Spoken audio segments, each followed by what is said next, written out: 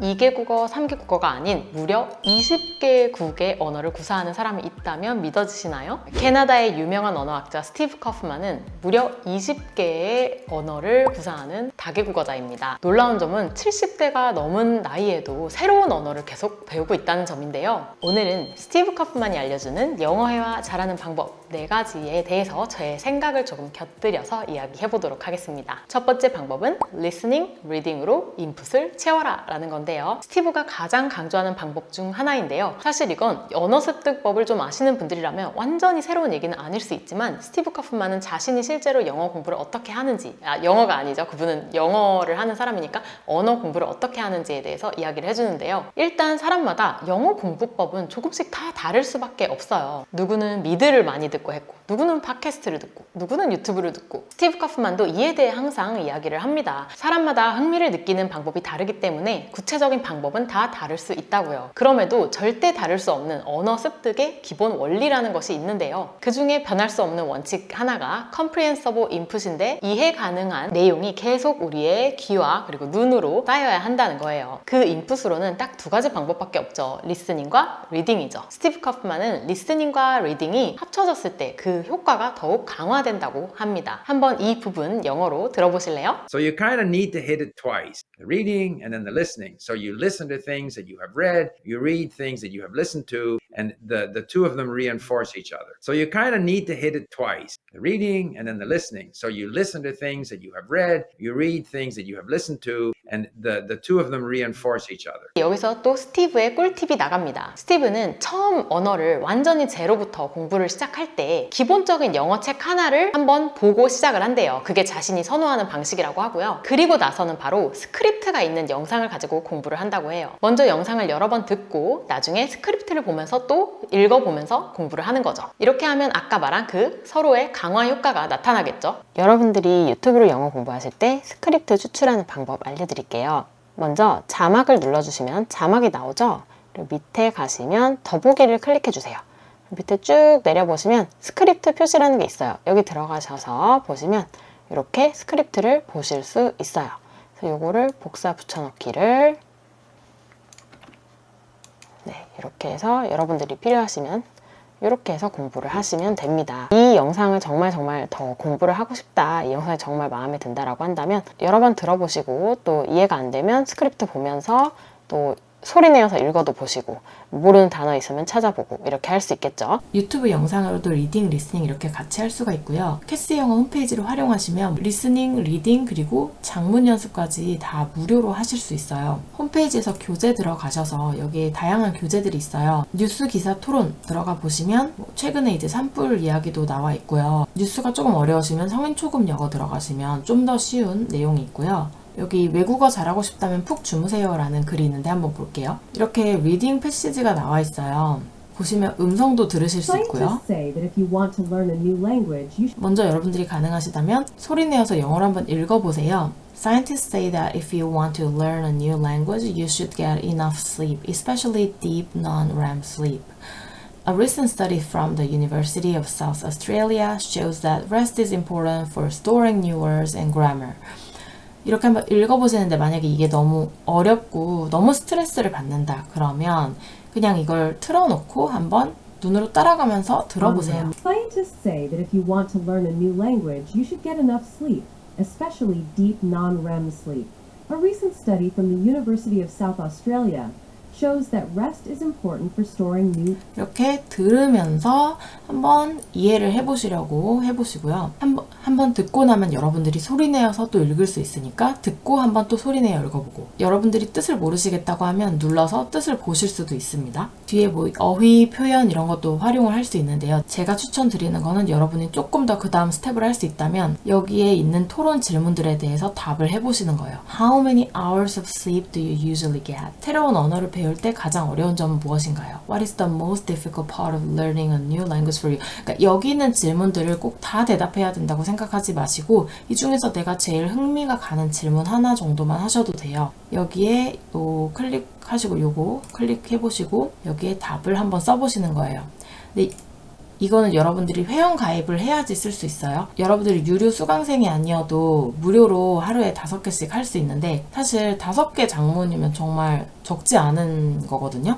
여러분들이 이거 장문할 때도 너무 어려우면 진짜 쉽게 쓰셔도 돼요. 이렇게 여기에 장문을 해보시면 여러분들이 AI 교정도 받으실 수 있고 해설도 받으실 수 있으니까. 근데 제가 이 부분은 지난 영상에서도 설명을 했어서 일단 넘어갈게요. 그리고 스티브는 보통 영어 공부를 이렇게 한대요. 제가 지난 영상에서 말씀드린 거랑 되게 비슷한데요. 리스닝은 항상 뭔가 다른 일을 하면서 듣는다고 합니다. 러닝을 하거나 집안일을 할 때 듣는다고 하고요. 언어 공부를 따로 시간이 나서 할 때, 자리에 앉아서 할 때는 자신은 리딩을 공부한다고 해요. 두 번째 팁은 단어를 외우지 말라. 하지만 단어가 제일 중요하다라는 이야기였는데요. 이게 무슨 말이지? 단어가 제일 중요해. 근데 단어를 외우지는 마? reinforce 강화하다, reinforce 강화하다. 이렇게 영어와 한글 뜻을 번갈아 가면서 외우는 방법은 가장 비추천하는 방법입니다. 그 이유는 두 가지인데요. 첫 번째는 단어를 따로 떼서 단어만 외울 필요가 없습니다. 컨텐츠를 많이 듣고 많이 보다 보면 자연히 많은 문장들이 우리의 뇌 속에 계속 들어오게 되고 그 문장이 다 뭐예요? 그게 결국 다 단어의 총합이잖아요. 그렇게 하면서 여러 번 반복되는 단어는 자연히 내 단어가 되는 거예요. 리딩에서 또 몇 번 보고 리스닝에서 몇 번 듣고 스피킹에서 몇 번 이야기하면서 점점 더 장기 기억으로 넘어가서 완전히 내 것이 되는 것이죠. 어차피 많이 안 나올 단어를 애써서 시간 들여서 공부할 필요가 없다는 거죠. 어차피 까먹게 되거든요. 단어 뜻 이렇게 단순 암기를 하는 것이 안 좋은 두 번째 이유는 단어는 문맥 속에서 익혀야 하기 때문입니다. 단어는 문장 안에 있고 그리고 문장은 그 문단 안에 있고 글 전체 안에 있잖아요. 스티브 박사는 이렇게 말을 합니다. You have to encounter words in different contexts. 서로 다른 문맥에서 계속 다양하게 그 단어를 만나야 한다. 우리의 뇌는 서로 뭔가 관련성이 없는, 연결되지 않는 단어를 공부하는 것을 더 힘들어 한다고 합니다. 여기에 덧붙여서 제가 단어 공부할 때 가장 많이 사용하는 사이트를 추천해 드릴게요. 요글리시라는 사이트이고요. 리스닝을 하거나 리딩을 할 때 모든 단어를 찾아보지 않는 편이에요. 문맥상으로 대략 이해가 되고 크게 문제가 없으면 잘 찾아보지 않는데요. 하지만 중간에 꼭 찾아보고 싶은 단어가 있거나 어떤 표현이 있을 때는 요글리시를 많이 활용해요. 예를 들어 우리 prefer 한번 검색해 볼까요? 우리가 이 단어의 뜻을 모를 때 써도 되지만요. 단어의 뜻을 알더라도 실제로 활용이 어떻게 되는지 알고 싶을 때 굉장히 유용해요. 여기에 say it 눌러볼게요. 저는 또 이렇게도 활용하는데요. 어떤 단어나 표현을 검색했을 때 여기 보면 22,000 얼마가 나오죠. 이렇게 영상이 많다는 것은 굉장히 많이 쓰인다는 단어거든요. 근데 가끔 가다가 보면 조금 적게 쓰이거나 하는 경우가 있어요. 그렇게 되면 이게 좀 사용 빈도가 그렇게 높지 않구나 라고 판단하는 데 쓰기도 합니다. 이렇게 단어를 검색하면 이 단어가 쓰인 유튜브 영상들을 다 보여주는데요. 그러면은 한번 들어보시면 돼요. They allow black corals to live where they prefer, in strong water currents that provide them with more food. Other deep corals called 저는 보통 이게 앞뒤를 다 보거나 하지 않고 그냥 간단히 prefer에 들어간 문장만 보고 바로 넘깁니다. Asking voters whether they prefer the troll or the tree fellow. 이렇게 쭉쭉쭉 보면서 넘기다 보면 prefer이 굉장히 많이 쓰이는 어떤 형태를 좀 알 수가 있어요. B.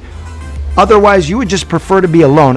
자, 여기 앞에서 보면 Asking prefer the troll or the tree fellow. 뭐 troll이나 tree fellow가 뭔지 몰라도 상관없고 prefer A or B 이런 형태로 많이 쓰였다는 거를 또 볼 수가 있을 거고. B. Otherwise, you would just prefer to be alone. 여기서는 prefer to be alone, prefer to be alone 이렇게 prefer to be 하고 prefer to 이렇게 쓰였다는 거. 공부를 하는 게 아니라 그냥 듣는 거예요. 그냥 보고 듣는 거죠. their own videos, so let me know what you prefer downstairs.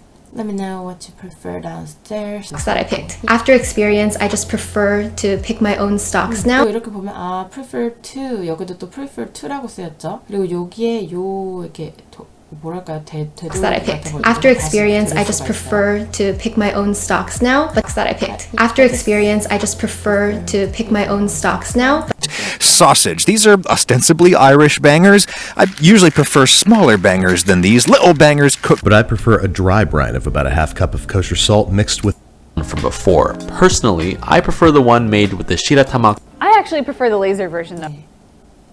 엄청 도움되는 거 느끼시지 않나요? 다음 영상에서 또 더 자세하게 단어 공부법에 대해서도 얘기해 보겠습니다. 세 번째, 유창함, fluency라는 개념을 정의를 다시 내리라고 합니다. 스티브가 생각하는 유창함의 정의란 무엇일까요? To me, the key thing is that you can express yourself on a variety of things and you are comfortable.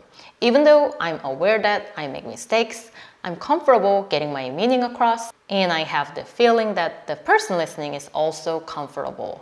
That's fluency. It doesn't mean perfect. 스티브 카프만이 생각하는 유창함이란 다양한 주제에 대해서 자신의 의미를 전달할 수 있어야 하고 그 의미를 전달할 때 자기 자신이 좀 편안해야 한다라는 겁니다. 두 번째로는 내 이야기를 듣는 사람도 편안해야 한다는 거고요. 무슨 말인지 못 알아듣겠거나 대화가 안 될 정도로 너무 힘들다 이렇게 되면 내가 유창하다고 말할 수가 없는 거죠. 그리고 유창함은 완벽함을 뜻하지 않는다고 말합니다. 내가 틀리는 게 뭔지 다 인지가 되고 있으면서도 뜻만 전달할 수 있으면 된다고 합니다. 그러니까 완벽함과 틀리지 않는 것에 너무 집착하지 말라고 이야기를 하는데요. 우리가 비원어민이잖아요. 원어민이 아니고 여러분들이 또 많은 분들은 진짜 찐 영어 공부를 성인 이후에 하시는 분들이 많을 거예요. 저도 맨날 수능 공부만 하고 문제풀이만 하다가 성인이 되고 나서야 진짜 영어를 좀 접했거든요. 이런 우리가 원어민처럼 영어를 한다는 거, 그것을 목표한다는 것은 사실상 불가능해요. 저는 여기에 덧붙이고 싶은 게 우리가 유튜브에서 영어를 너무너무 잘하는 사람들을 보게 되잖아요. 정말 뭐 국내파인데 영어를 엄청나게 높은 수준으로 잘하는 사람들은 사실 소수의 사람들이거든요. 그 정도의 영어 실력이 되려면 누적된 시간이 훨씬 더 많은 거고 우리가 누구나 그렇게까지 영어를 잘할 필요도 없고 그 정도로 시간을 투자할 필요도 저는 없다고 생각해요. 그래서 저는 이 유창함이라는 것에 대한 스스로의 기준을 잘 설정하는 게 필요하다고 생각해요. 특히나 1차적인 목표는 너무 비현실적으로 잡지 말고 많이 틀려도 되니까 뜻만 원활히 전달하고 알아듣자 여기까지 정하는 게 저는 좋다고 생각합니다. 그건 국내파여도 성인이어도 충분히 가능한 목표고 충분히 즐기면서도 가능한 정도거든요. 네 번째 이야기가 어떻게 보면 이어지는데요. 여러분의 스트레스를 높이는 학습 방법은 하지 말라고 합니다. 이거 너무 공감됐습니다. 저도 영어 습득을 해오면서 굉장히 스트레스를 받거나 하기 싫은 일은 안 했거든요.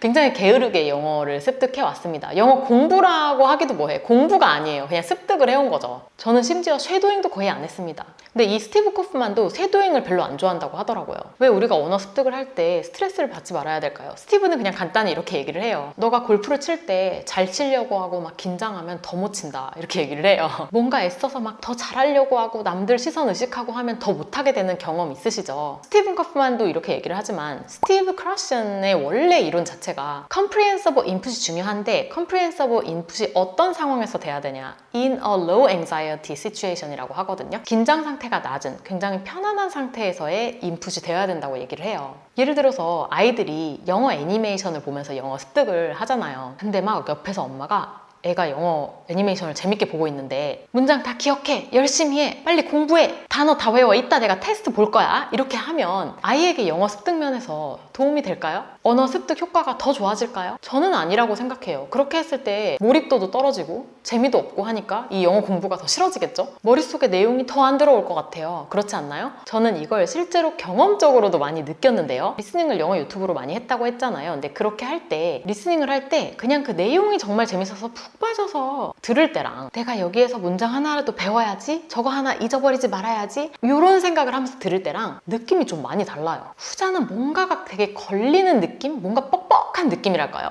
내가 잘 알아들으려고 공부를 열심히 하려고 막 애를 쓸수록 몸에 힘이 들어가고 오히려 뇌에 안 들어가는 느낌을 받을 때가 꽤 있거든요. 스피킹을 할 때도 사실 마찬가지예요. 화상영어 수업을 할 때 내가 그냥 편하게 대화 내용에만 집중하고 즐거운 대화를 하려고 하면서 문법이 틀리든 말든 웃고 떠들고 대화를 하면 오히려 좀 말이 막 잘 통하고 잘 되는 느낌인데 한 문장이라도 더 완벽하게 말하려고 하면 오히려 버퍼링이 좀 생기고 속도도 더 느려지고 대화가 좀 더 원활하지 않고 재밌지 않은 느낌이 들 때가 많았어요. 그러니까 우리나라에서 특히 영어가 참 어려운 게 평가하는 사람들이 너무 많다 보니까 우리 마음에 다 틀리면 안 돼, 잘해야 돼, 다른 사람이 내 틀린 걸 알아볼 거야 라는 그런 부담감이 있어서 영어를 마음껏 즐기지 못하고 영어 성장을 오히려 막는 것이죠. Some people want to start speaking earlier, practicing whatever they have learned. I try to hang back a little bit longer. Yeah. You shouldn't hang back too long. Yeah. because you're going to improve once you start speaking. Some people want to start speaking earlier, practicing whatever they have learned.